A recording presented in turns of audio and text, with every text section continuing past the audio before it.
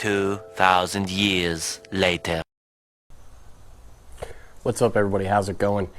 You probably wonder where I've been the past 2 weeks or so since I did an upload. The truth is, I haven't had a truck.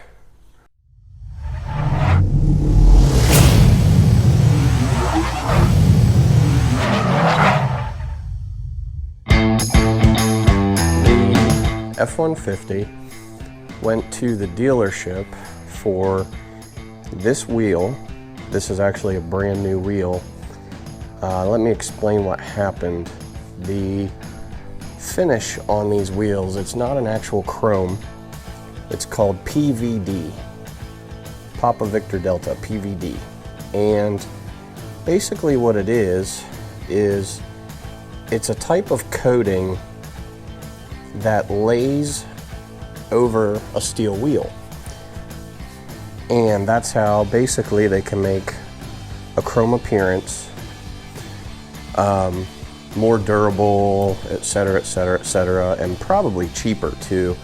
As far as the manufacturing process, I don't know the details on that. But these are 20-inch wheels, and I think they're 20 by 9.5, something like that. So what happened was, this is one of the original wheels that was on the truck. This wheel, well, I just had them rotated, okay? So the brand new wheel was on the driver's side rear.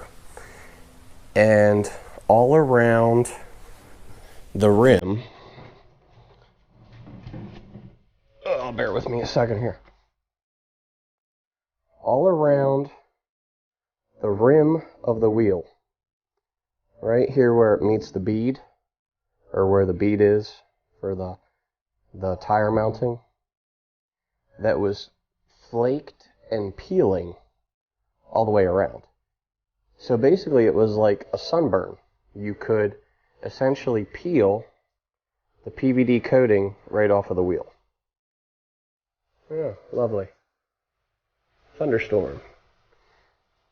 So anyway, I called the dealership and I said, hey, I got this issue. And they said they would look at it, but there's no guarantee that Ford would do anything with it. And I said, well, I'm in my 3-year $36,000, and I also bought an extended / additional warranty, which I don't often do. I don't know why I did, but I'm glad I did. So what they had to do, they had to take pictures of the wheel and send the pictures to corporate.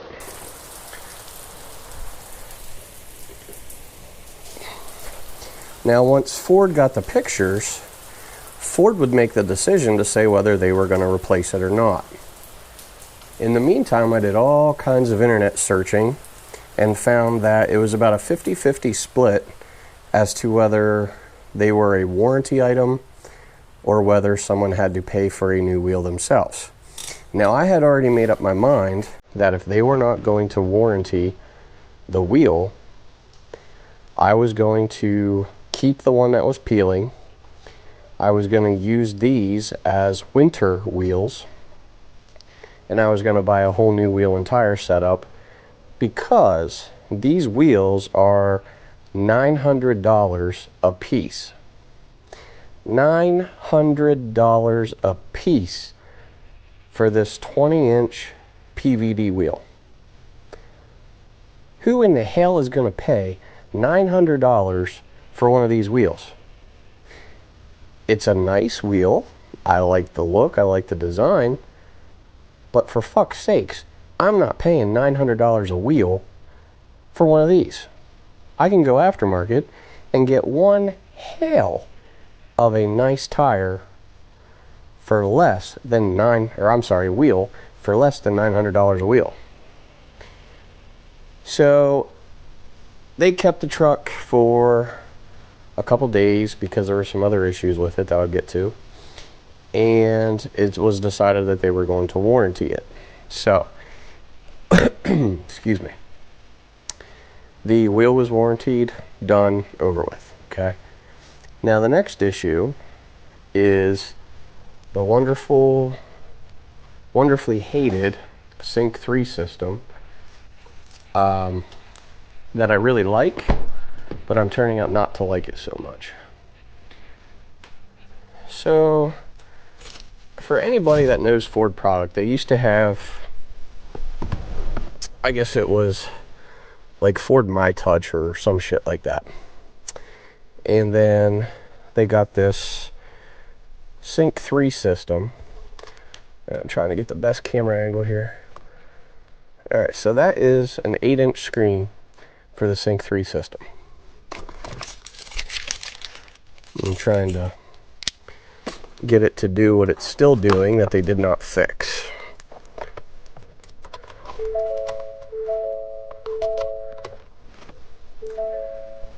Alright, so everything looks normal except for this.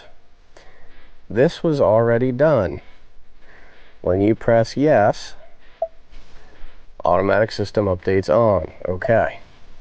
That should not do that every time you start the truck. It should do it once and be done. So then the other thing I noticed, which right now actually my GPS is correct with where I'm at, was when I drive, it loses GPS signal. And I'll tell you, it's interesting when you're looking at your map on your truck and it looks like you're going to drive into a river and you're nowhere near a river, which actually happened in here with Joe that I work on a Silverado. Joe was with me and he was like, oh shit, we're going to drive into the river. And I was like, yeah, okay. So anyway, regardless. So that's not working right. It's losing GPS, yada, yada, yada, etc., etc. The other thing it's doing is the screen is very, very sluggish to respond.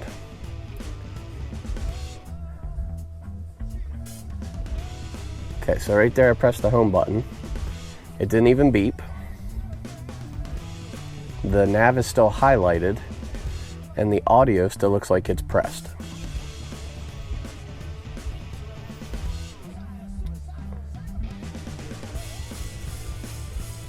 So the touchscreen basically is not working at all, which means that when you try to adjust your radio, usually the volume goes max volume, and as you turn the knob to turn the volume down, it just keeps going up on its own.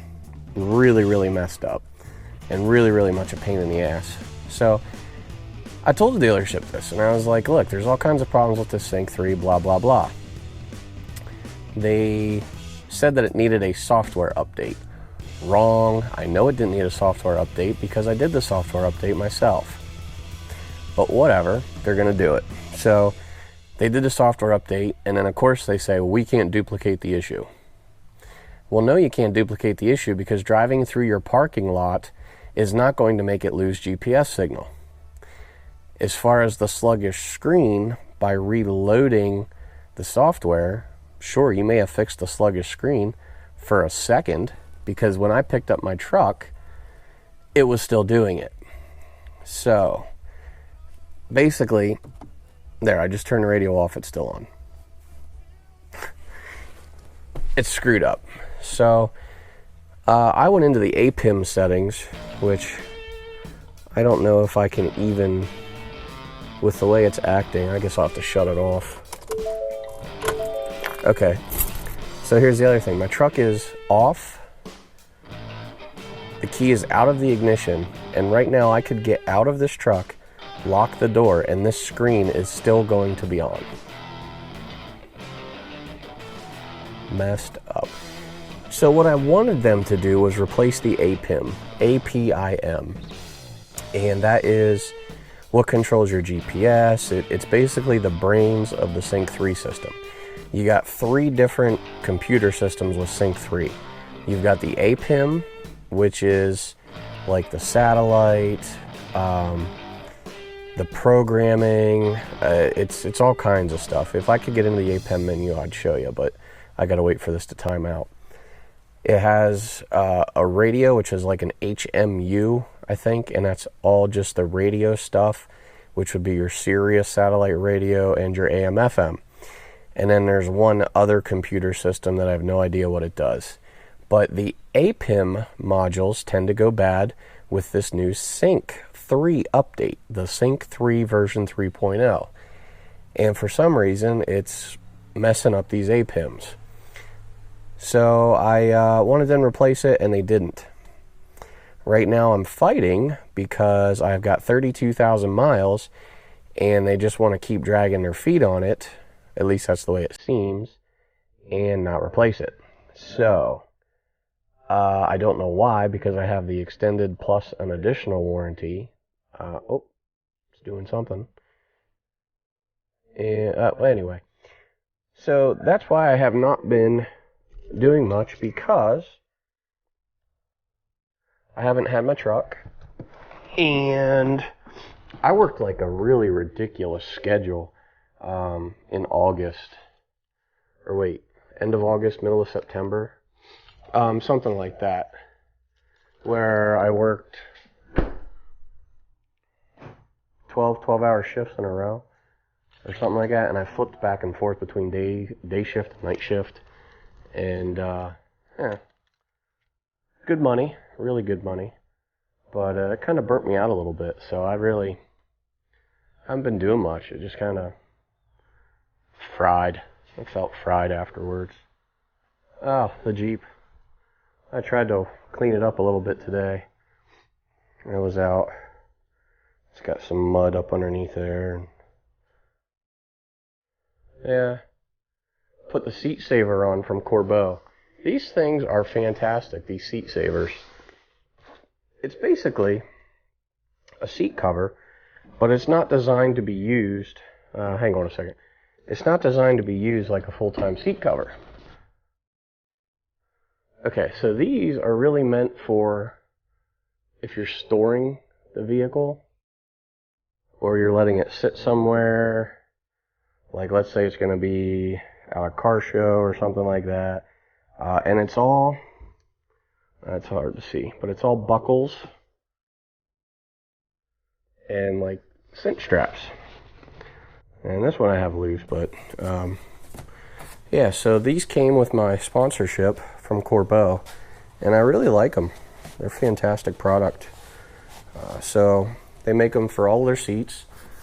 Some of these I think are universal because this fits pretty loose, which I'm okay with. I mean, I could snug it down super tight, but I'm not worried about it. And also I mounted my CB radio. Now someone's going to say, well, that's dumb. Why would you mount it backwards where you can't see the channel and you can't mess with it? Well, the reality is I can mess with it because I can reach the volume just fine. I can reach the channel selector just fine.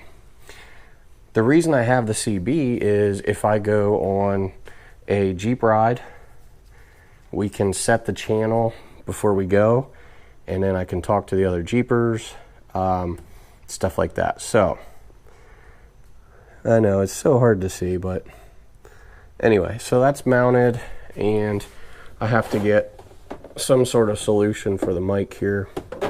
Probably one of those trucker things that it hangs down on the string. I don't know.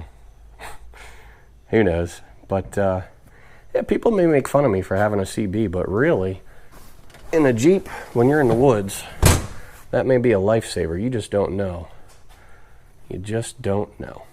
So, this was a very boring vlog, but that's the update.